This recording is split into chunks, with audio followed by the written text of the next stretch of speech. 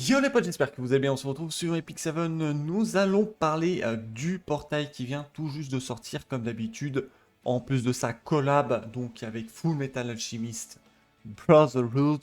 Si jamais vous n'étiez pas au courant, je pense que si, mais bon, au cas où, voilà, petite précision faite. Également on fera un très rapide aparté si oui ou non vous devez invoquer Charles. Alors je vais vous dire tout de suite, sincèrement, à moins que vous soyez overblindé, alors je parle pas forcément de la CB, hein, après si CB c'est... allez-y, invoquez sur les deux, hein, si vous n'avez pas Charles, ça reste un bon perso qui va vous permettre de faire entre autres une chasse, et même en PVP il reste vraiment très très bon, mais aujourd'hui, ce qui va nous intéresser, ça va être l'invocation limitée, donc c'est-à-dire que ça va être disponible pendant 3 semaines. En plus de ça, vous allez avoir, donc semaine prochaine, si je dis pas de conneries, le portail de Roy Mustang, donc l'autre personnage de la collab, hein, tout simplement. Concernant Edward Elric, eh bien tout simplement, est-ce que vous devez invoquer ou non oui, voilà, j'en avais déjà parlé un tout petit peu. Oui, vous devez invoquer, personnage limité. En plus de ça, c'est un personnage, de ce que j'ai pu déjà checker, vraiment très correct. Personnellement, j'ai déjà pool, hein, comme vous pouvez le voir, j'ai beaucoup moins de cristaux, les signes et tout ça, tout est descendu, tout est parti. Concernant son artefact, très bon aussi. Donc du coup, on va aller regarder ça tout de suite. On va pas se faire chier à aller ici, alors que je l'ai obtenu il y a à peu près de ça 10 minutes. Donc du coup, je me suis dit, hop, on fait la petite vidéo pour les potos, et let's go quoi. Donc concernant notre ami Edward, donc j'ai pas eu de chance, j'espère sincèrement que vous aurez beaucoup plus de chance que moi, j'ai été jusqu'à la pitié, ça fait mal aux fesses, mais le but était vraiment d'obtenir, je kiffe le perso, le design en plus c'est vraiment super propre, et également le but était d'obtenir donc l'artefact également qui est explosé, il est vraiment trop fort, il faut bien vous dire que c'est la première fois qu'on voit un artefact avec de la vitesse dans l'artefact tout simplement. C'est vraiment le premier artefact et c'est vraiment un bon artefact. Donc je vous conseille, sans même rentrer dans les détails, de pull donc Edward et également, si possible, bien évidemment, obtenir au moins une fois l'artefact. Voilà, au moins une fois. Ensuite, moi personnellement, donc j'ai obtenu une fois l'artefact au troisième pull, genre vraiment j'ai eu trop de chance. Et après j'étais jusqu'à la pitié. J'ai fait déjà une rupture de limite pour l'artefact. Je suis parti donc au shop et avec les poudres de savoir, eh bien j'ai pu justement en acheter un. Donc voilà, plutôt nickel.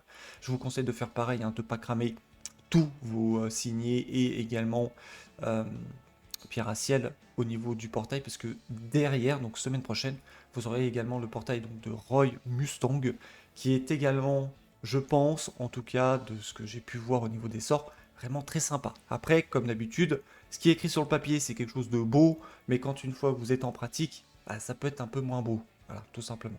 Donc on va aller checker tout rapidement ces sorts. Donc coopère avec Alphonse, voilà, pour attaquer l'ennemi. Les effets de partage de dégâts sont ignorés si l'ennemi n'est ni un monstre, ni donc en gros, il faut que ça soit un personnage. Les dégâts infligés augmentent proportionnellement à la santé max du lanceur. Voilà, augmente les dégâts infligés à chaque utilisation de cette compétence et l'augmentation cumulable 3 fois, donc plutôt intéressant. Même si je pense que ça risque d'être assez difficile de balancer, on va dire, 3 fois justement son S3. Ensuite, S2 passif, donc en gros, si vous avez un malus, vous le retirez. Et en plus de ça, du coup, le passif à proc, donc qui est jaillit, en gros, vous allez taper en AOE et justement infliger un malus aléatoire pendant 2 tours. Donc plutôt très sympa, encore une fois, dégâts fonction de la santé. Donc vous avez déjà une idée sur l'orientation du build, on va en parler juste après. Au niveau de son S1, eh ben, il va venir justement donc, taper un ennemi et va se mettre une barrière. Euh, les dégâts infligés et la force de la barrière augmentent en fonction de la santé également. Donc du coup, c'est un personnage qui va faire des dégâts en fonction de la santé. Donc du coup, on va partir sur un set speed, donc comme d'habitude. On va essayer d'avoir un minimum de speed. Donc là, actuellement, je ne l'ai pas équipé. Je vais aller regarder justement pour l'équiper très rapidement. Je reviens tout de suite.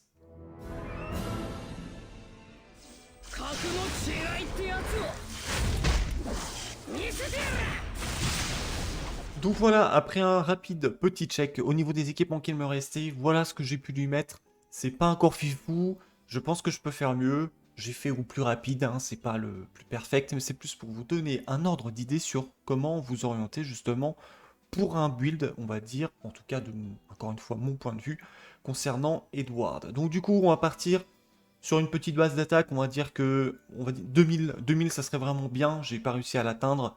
Je pense que la défense va également passer vers 1200. Ça serait vraiment pas mal pour vraiment être tranquille. Le but, c'est qu'il puisse encaisser un minimum, bien évidemment. Ensuite, la santé. Alors, mon but était d'arriver à 20K. Donc, j'ai commencé à faire c'est son éveil. Malheureusement, comme vous pouvez le voir, j'ai plus de matériaux pour pouvoir justement terminer son éveil 6 étoiles. Donc là, il gagnera encore un peu d'HP. Donc on devrait être à peu près aux alentours de 20K. En tout cas, j'espère. J'ai pas fait le calcul, hein, je vous avoue. Concernant la speed, malheureusement, j'ai pas plus rapide pour le moment. Voilà, c'est vraiment du stuff qui me restait entre guillemets d'à côté. Donc du coup, on est à 222 speed. Je pense que c'est correct. Je pense que, comme d'habitude, on va mettre sur une base de 202 speed. Concernant les chances de co-crit, du coup, mon but était d'arriver plutôt vers les 80-85.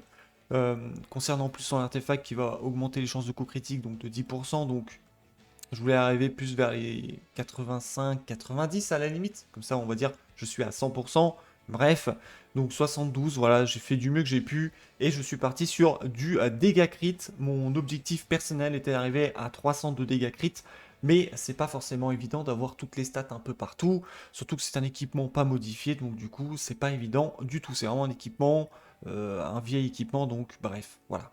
Donc du coup, pour voilà, donner un ordre d'idée, c'est à peu près sur ce genre de set-là que je m'orienterai. Évidemment, il y aura d'autres possibilités, mais moi, personnellement, c'est comme ça que je le jouerai, avec juste beaucoup plus d'HP. Là, actuellement, ce qui vraiment lui manque, pour moi, c'est d'arriver à 20-23 000 HP. Franchement, ça serait plutôt nickel, donc je verrai après. Peut-être j'irai déséquiper justement, plus on a le free des running, déséquiper un autre personnage, j'ai essayé de lui mettre un meilleur équipement, mais là c'était un équipement qui était disponible, donc du coup j'ai fait allez hop, on y va, c'est pour la vidéo, c'est pour vous donner plutôt un ordre d'idée. Donc concernant ses compétences, on a déjà checké, donc on va très vite regarder au niveau justement de son artefact, donc augmente les chances de coup critique de 10%, c'est pas mal du tout. Après une attaque supplémentaire, augmente les dégâts de coup critique, en plus de ça de 6,4, donc de base je crois que c'est 4 et 4 pour la vitesse, donc c'est plutôt pas mal, et là on est déjà à 6,4, parce que mon artefact est plus 18 comme vous pouvez le voir, et donc du coup augmente la vitesse de 6,4. Également, l'effet est cumulable jusqu'à 4 fois, donc vraiment, l'artefact, limite l'artefact, c'est le truc que vous devez vraiment obtenir minimum une fois, sincèrement. Il est complètement ouf, l'artefact est juste délirant. Je trouve personnellement vraiment très fort. Et je sais qu'il y a eu d'autres avis là-dessus également, et que d'autres personnes étaient à peu près de cet avis-là. Concernant du coup, eh bien, Eldward, très bon personnage. Je pense que ça va être vraiment un bon personnage. Je pense pas qu'il va surbriller non plus, mais comme tout personnage collab, de mon point de vue, je pense qu'il sera très correct, voire bon. Voilà. Donc concernant Edward, je pense que j'ai fait à peu près le tour. Donc mon conseil, comme d'habitude, si vous êtes débutant, intermédiaire ou late game, que vous ayez un peu de stock, sincèrement, essayez de l'invoquer. Surtout si vous êtes fan, là pour le coup, ne regardez même pas ma vidéo, il fallait invoquer. La question ne se pose pas, vous invoquez, ça reste un gacha, ça reste avant tout un jeu, ça reste avant tout un plaisir. On n'est pas là pour être champion du monde sur Epic 7, en tout cas moi c'est pas du tout mon but. Moi je joue là pour prendre du plaisir, tac je fais une petite guerre de clan, machin. Bref, je prends du plaisir et c'est tout. Donc voilà, concernant Edward Elric, je vous rappelle que semaine prochaine du coup nous allons avoir le portail de Roy Mustang. Je ferai également une petite vidéo dessus, ça me fait vraiment extrêmement plaisir parce que je kiffe vraiment cet univers. Bref, j'espère du coup que j'aurai répondu à vos questions. Si oui ou non vous devez invoquer, la réponse est oui. Du coup, n'hésitez pas dans l'espace commentaire à me poser tout type de questions, ça me ferait plaisir de pouvoir vous lire et d'y répondre. Bref, portez-vous bien d'ici la prochaine vidéo. Bye.